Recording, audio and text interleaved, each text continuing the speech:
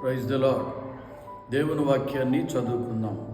34వ కీర్తన 7వ వచనం.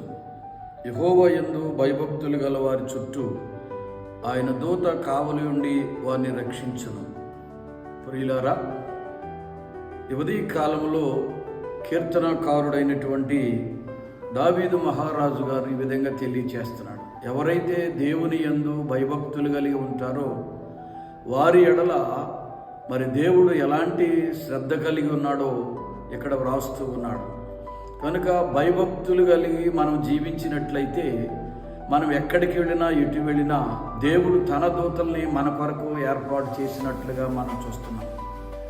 కాబట్టి మన మీద, మన కుటుంబాల మీద, మన బిడ్డల మీద దేవునికి ఉన్నటువంటి ప్రేమ మనం చూస్తే చాలా నిజంగా ఆశ్చర్యం కలుగుతుంది.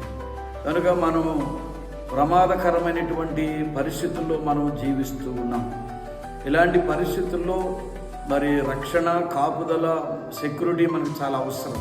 అందుకనే దేవుని పిల్లలు మరి బయటికి వెళ్ళినప్పుడు, లోపలికి వచ్చినప్పుడు యెహోవా యందు ఎవరైతే భయభక్తులు కలిగి ఉంటారో వారి కొరకు దేవుడు తన దూతలను ఏర్పాటు చేసి ఉన్నట్లుగా మనం చూస్తున్నాం. ఆ దూతలు ఏం చేస్తాయి అంటే మనల్ని కాపాడతాయి, మనల్ని రక్షిస్తాయి.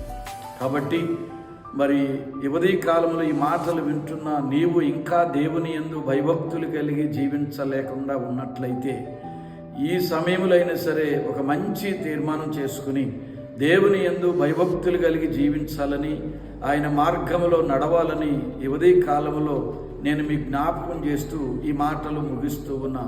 దేవుడు మనందరినీ దీవించునుగాక. ఆమేన్.